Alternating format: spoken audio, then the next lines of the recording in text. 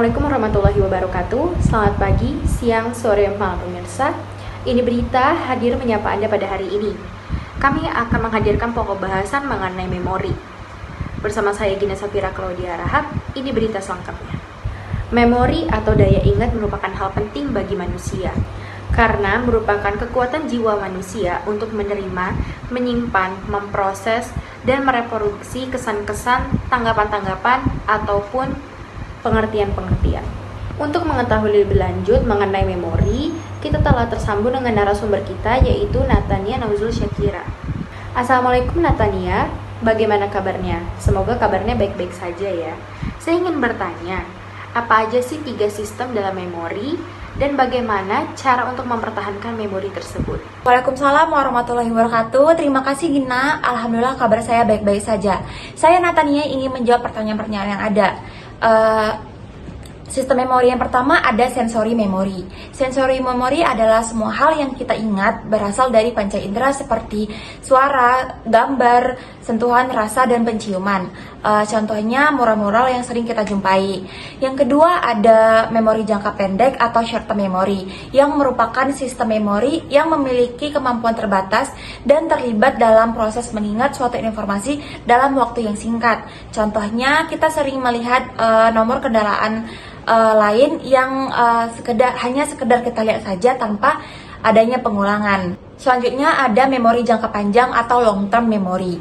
Long term memory adalah suatu sistem yang terlibat dalam penyimpanan informasi jangka panjang yang kemampuannya tidak terbatas. Contohnya kita tidak perlu kembali melihat catatan jika ditanyakan nomor HP atau alamat karena sudah sering terjadi pengulangan dan kita telah meletakkannya di long term memory kita.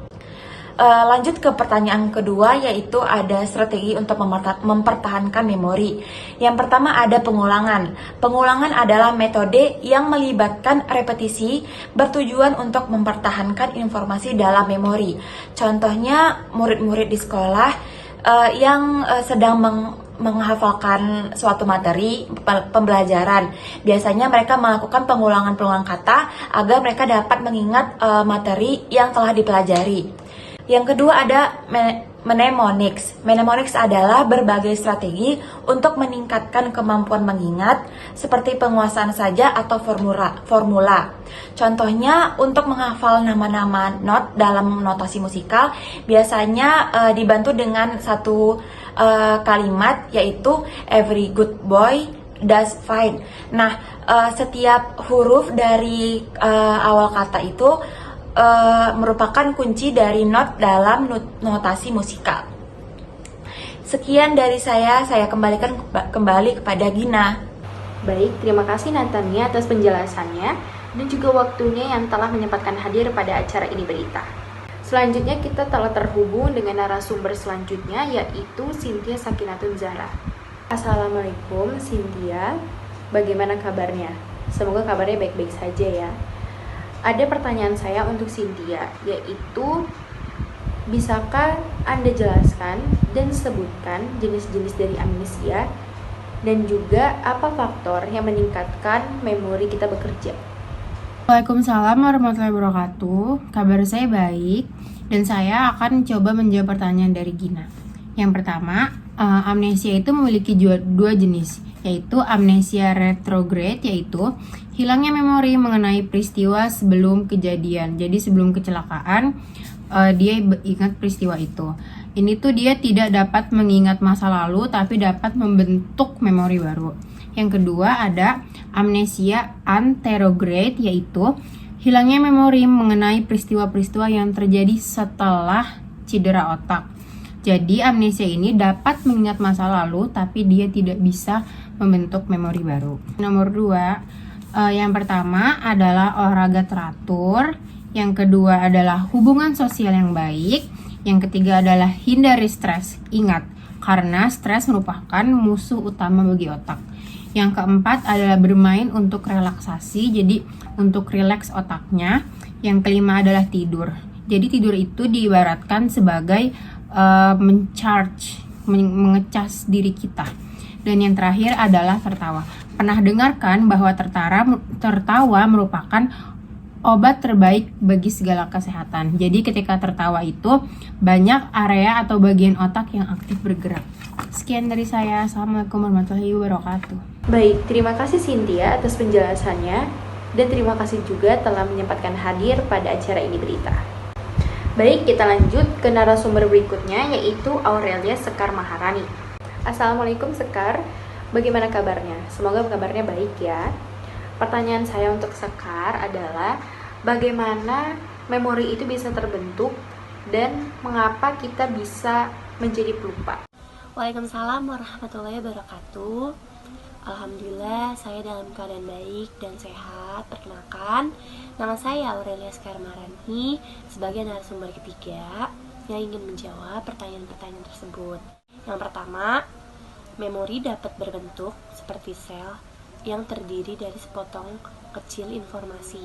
Informasi di dalam memori dapat berupa data ataupun instruksi kepada komputer untuk melakukan sesuatu. Untuk menjawab pertanyaan nomor 2, yaitu mudah lupa atau sifat pelupa biasanya disebabkan oleh faktor pertambahan usia yang cukup sering dialami oleh mereka yang usianya lanjut. Kendati demikian, sifat pelupa terkadang juga bisa dialami oleh usianya yang masih muda. Contoh dalam kehidupan sehari-hari itu kayak misalkan kita mengambil minuman dan kita arahnya ke kulkas dan ternyata kita lupa bahwa kita pengen ngambil minuman dan kita malah ke arah lemari ataupun ke arah tempat yang lain, seperti itu.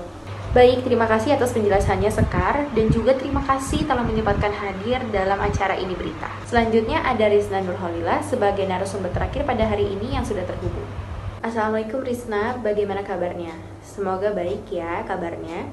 Pertanyaan terakhir saya untuk Rizna adalah, bisakah Anda jelaskan mengenai apa itu hiperensi dan juga mengenai gagal penyandian? Waalaikumsalam warahmatullahi wabarakatuh. Alhamdulillah kabar saya baik. Saya akan mencoba menjawab pertanyaan dari Gia. Yang pertama, apa itu interferensi? Interferensi adalah bercampur baurnya memori yang serupa. Interferensi ini ada dua. Yang pertama, interferensi retroaktif. Interferensi retroaktif terjadi ketika memori-memori baru menghambat pengambilan memori-memori lama. Yang kedua yaitu interferensi proaktif. Interferensi ini terjadi ketika di mana memori-memori lama yang menghambat pengambilan memori-memori baru. Selanjutnya saya akan menjawab pertanyaan apa itu gagal penyandian. Gagal penyandian adalah apabila kelupaan dapat terjadi jika informasi tidak memasuki otak kita melalui reseptor-reseptor sensorik akibat pengaruh sistem atensi. Akibatnya tidak ada informasi yang dapat diingat.